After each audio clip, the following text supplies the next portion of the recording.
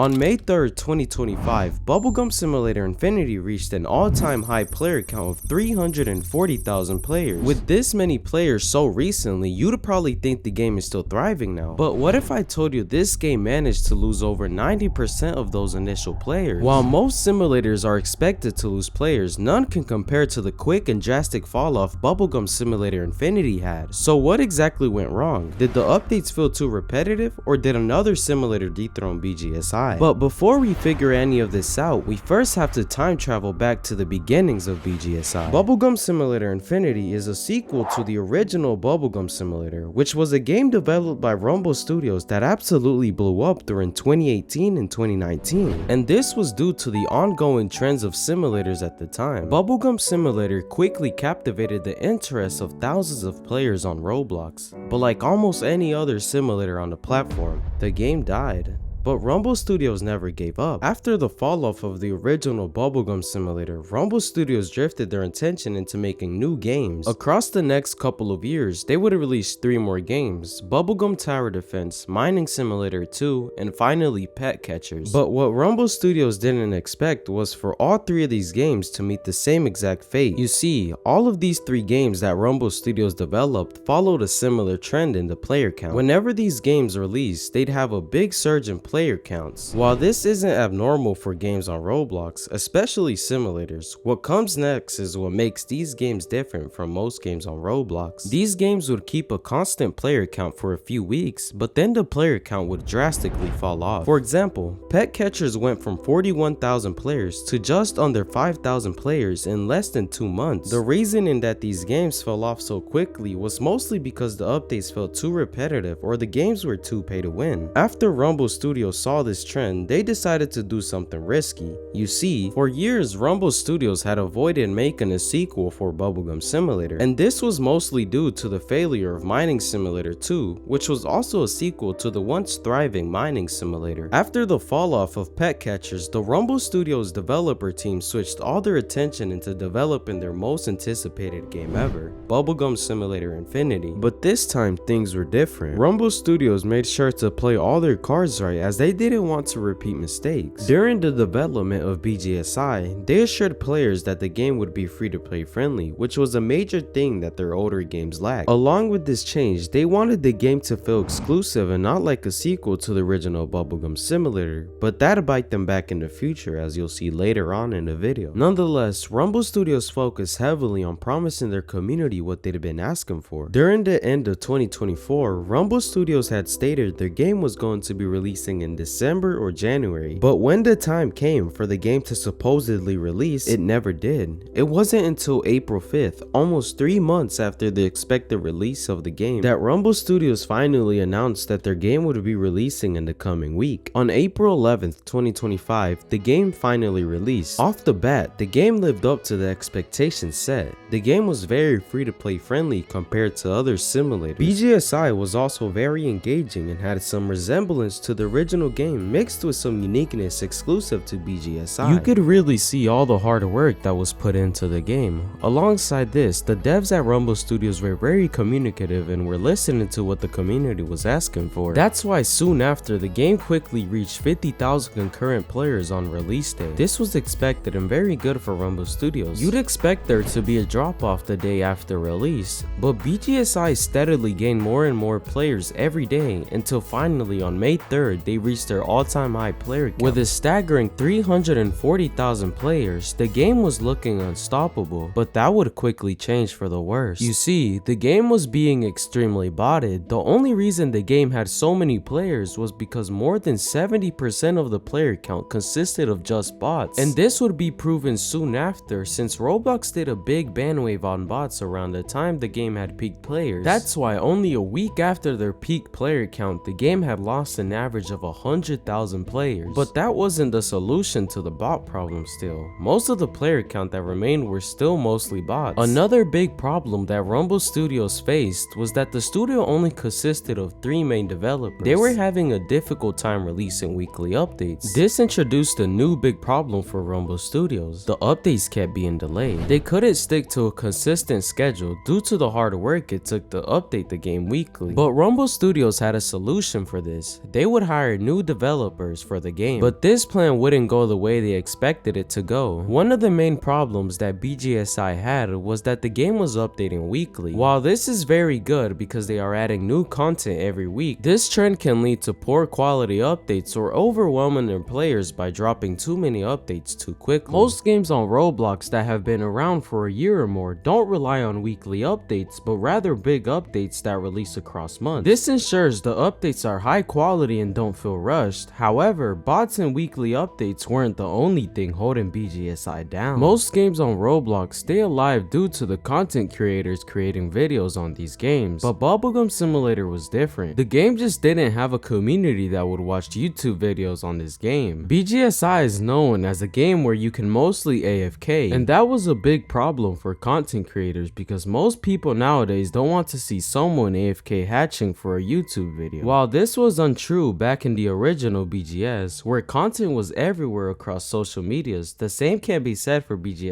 For the next coming weeks, the player count of Bubblegum Simulator only kept dropping, and this was due to the same problem of the updates feeling too repetitive. It seemed like every week the game would just add a new area with eggs and new exclusive pets. While there were many good updates, the updates mostly felt the same with a small tweak every time. Another big problem that Bgsi faced was that the game was a sequel to a game that had already lived its time years ago. So it was inevitable that Bgsi would also meet the same fate as the original. One major thing that players debate over Bgsi is if Grow a Garden was also a reason why the game fell off. Grow a Garden can be labeled as the killer of most games on Roblox, as most players migrated from Bgsi to play Grow a Garden. But it's unfair to solely put the blame on Grow a Garden, as they are not the main reason that Bgsi died. As the time of recording this video, the game is sitting at just over 20,000 players. While this is still very good for a Roblox game, it's nothing compared to the success that the game had when the game released. But it might not still be too late for Bgsi. The game has only been out for a couple of months now, and even though it's been a bumpy ride, they still have a strong fanbase that they can satisfy with high quality updates. If they prioritize making the game more engaging by adding more features that require manual work rather than automatic, they can bring a new set of players to the game that'll not only provide content, but also surge the player count. The future of the game depends on if Rumble Studios listens to the community and provides us what we ask for. For example, small things like Rumble Studios uploading videos on their channel or going live like they did back in the day would make the game feel more like a friend rather than just a game. At the end of the day, the game will never be a failure as long as Rumble Studios learn something from making the game itself. The game was good as it gave us some sense of nostalgia to the original, and while the feeling of the original BGS will never be replicated, it feels good to at least have a sequel. That's all for today's video. If you enjoyed, then please consider subscribing and liking the video.